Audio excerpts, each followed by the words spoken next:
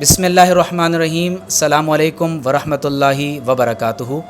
اس وقت میں حاضر ہوں درگاہ بھرچونڈی شریف میں حضرت میاں عبدالحق صاحب عرف پیر میاں مٹھو دامت برکاتہم العالیہ کی خدمت عالیہ میں حاضر ہوں۔ آپ تمام احباب یہ جانتے ہیں کہ ملک پاکستان میں وقتاً فوقتاً یہ آواز لگائی جاتی ہے کہ یہاں زبردستی اندرون سندھ میں ہندوؤں کو مسلمان بنایا جا رہا ہے اور جبری طور پر انہیں تبدیلی مذہب پر مجبور کیا جا رہا ہے۔ آج ہم نے کوشش کی ہے کہ ہم حضرت کی خدمت میں خود حاضر ہوں اور یہ بات جان سکیں کہ آخر اس پروپیگنڈے کی حقیقت کیا ہے۔ السلام علیکم ورحمۃ اللہ وبرکاتہ۔ حضرت آپ کا بہت شکریہ، آپ نے ہمیں وقت عنایت فرمایا۔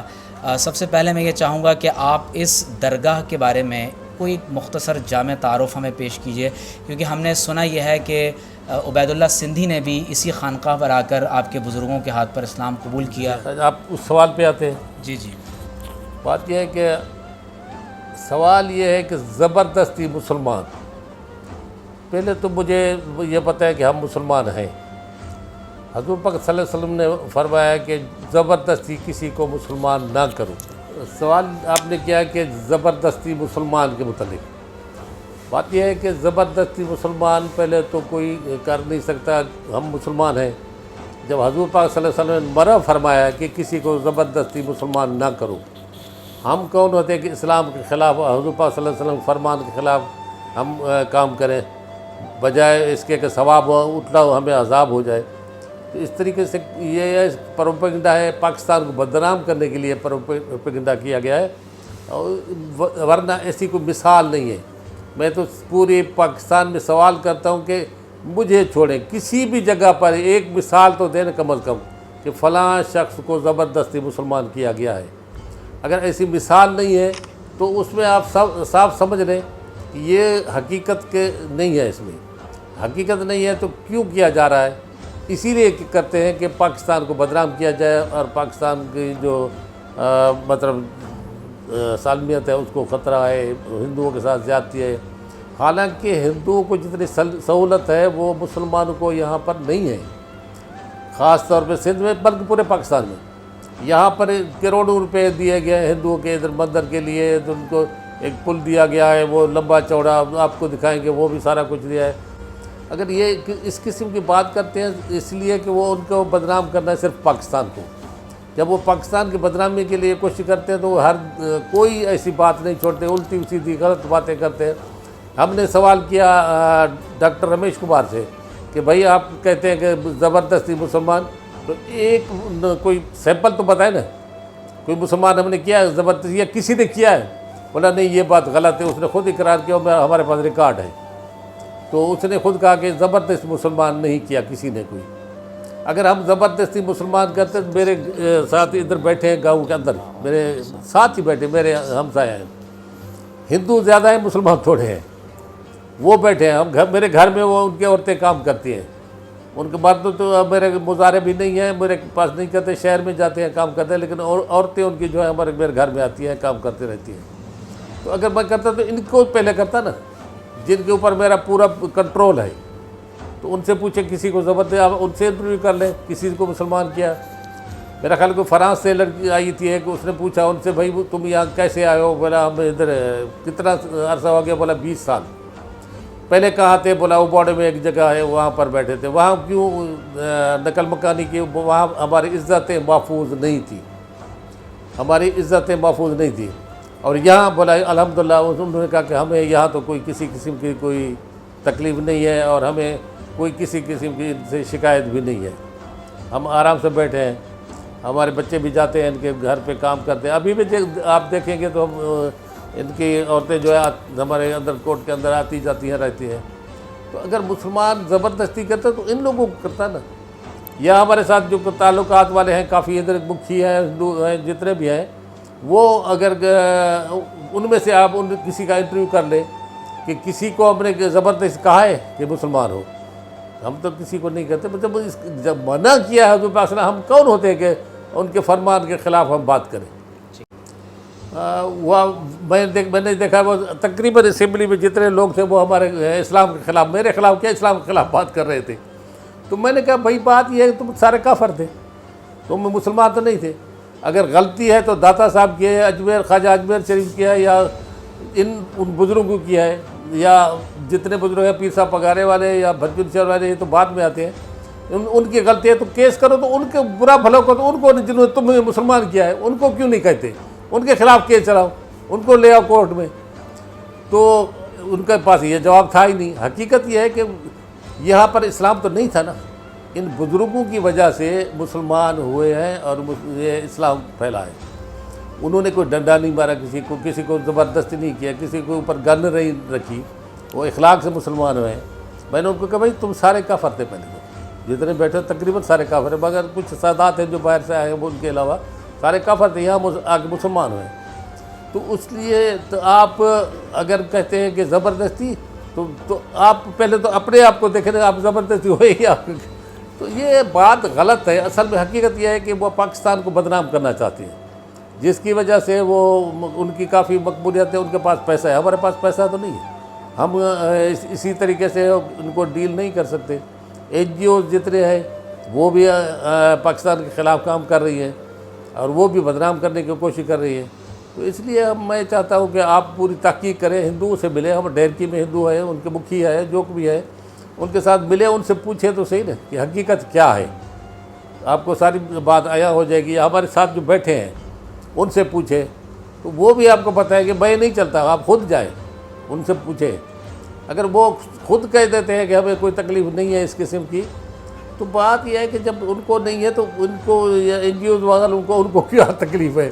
وہ پیسے لے کے پاکستان کو بدنام کرنے کے لیے وہ کر رہے ہیں، اور پاکستان کے وہ دشمن ہیں، اسلام کے وہ دشمن ہیں۔ اسلام میں زبردستی کسی کو مسلمان کرنے کی اجازت ہی نہیں ہے، اور ہمارے بزرگوں کا بھی یہ طریقہ نہیں رہا، اور داتا گنج بخش علیہ رحمہ ہوں، حضرت مجدد الفسانی ہوں، یہ تمام اولیاء اور بزرگان دین نے محبت کے ساتھ لوگوں کو دین کی طرف دعوت دی ہے۔ تو آخر یہ کیا وجہ ہے کہ یہ پوری دنیا آپ کے خلاف کیوں ہو گئی ہے؟ یہ کیوں آپ کے خلاف ایسا پروپیگنڈا کر رہے ہیں کہ آپ میں چاہوں گا کہ آپ اس بارے میں مکمل وضاحت کے ساتھ بیان کریں۔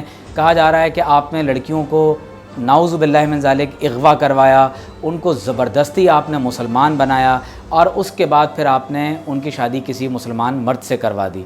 تو یہ آخری جو الزامات ہیں یہ سب آپ کے خلاف کیوں ایسی گفتگو کر رہے ہیں؟ اس بارے میں آپ کیا کہنا چاہیں گے؟ بات یہ ہے کہ زبردستی تو مسلمان کے میں نے وہ آپ کو بتا دی۔ باقی بات یہ ہے کہ میرے خلاف کیوں ہے؟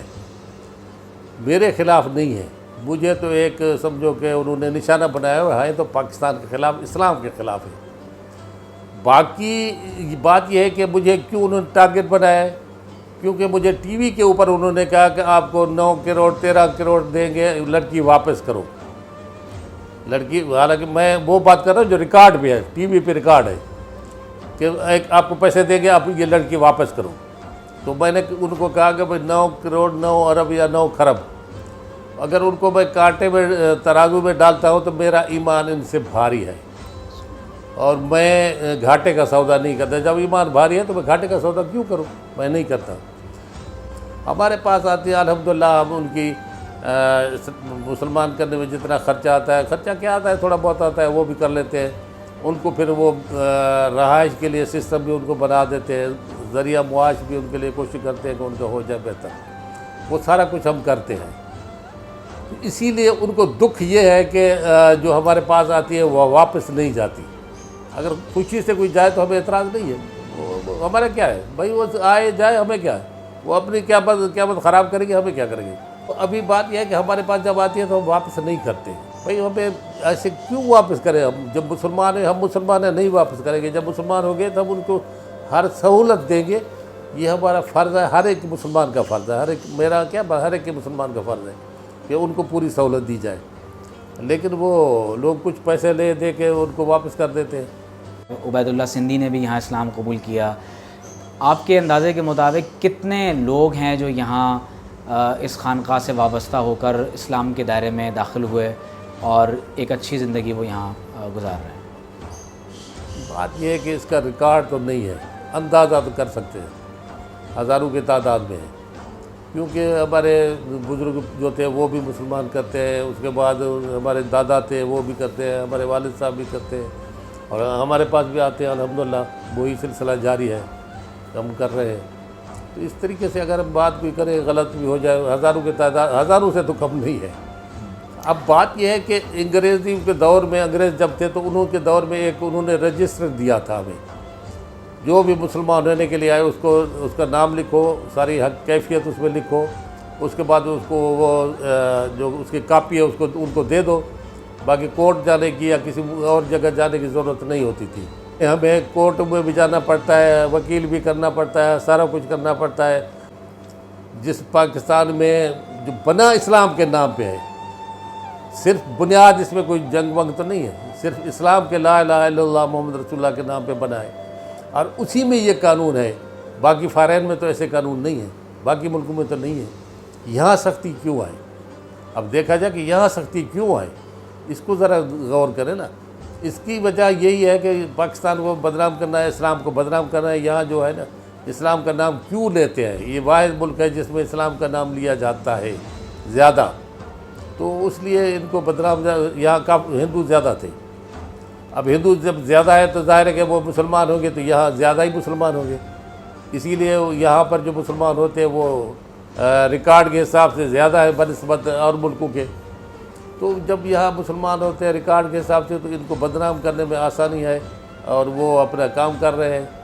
وہ مطمئن ہو کے آتے ہیں نا، ایسے اپنے ماں باپ کو، اپنے پورے قبیلے کو چھوڑ کے کوئی آتا ہے تو اسلام سے مرغوب ہو کے آتا ہے نا، اسلام سے راغب ہوتا ہے تو آتا ہے نا، ایسے کوئی چھوٹا آتا ہے۔ اب چھوٹے لڑکے بھی آ جاتے ہیں، بڑے بھی آتے ہیں، بوڑھے 80 سال کے بھی آ جاتے ہیں، وہ بھی ہمارے پاس ریکارڈ ہے، 80 سال کے بھی آ جاتے ہیں۔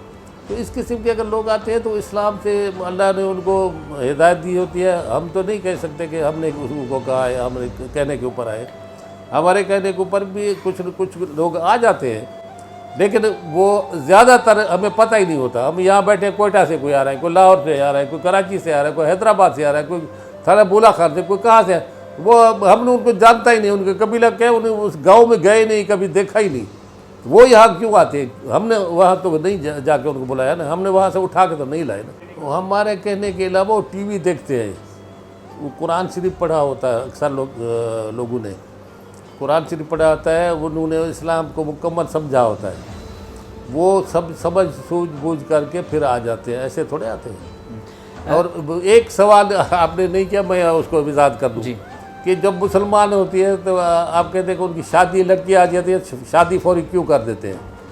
بھائی ایک لڑکی، ہمارے پاس یہ الزام ہے کہ تم ان کے ساتھ پتہ نہیں کیا کیا حرکتیں کرتے ہو۔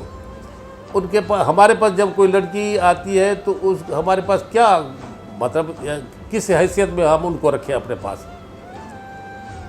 جب ہم محرم ان کے نہیں ہیں تو ہماری کوشش ہوتی ہے کہ جتنا ہو سکے جلدی اس کو کسی سے شادی، جو دکھاتے ہیں بھائی اس سے کرے گی، اس سے کرے، جس سے وہ مطمئن ہو جائے اس کے ساتھ شادی کرا دیتے ہیں۔ اس لیے وہ ہماری ضرورت ہے، مجبوری ہے کہ ان کو شادی کرا دے تاکہ وہ اپنے گھر میں بسے اور ان کا محرم جو ہے ان کے ساتھ رہے۔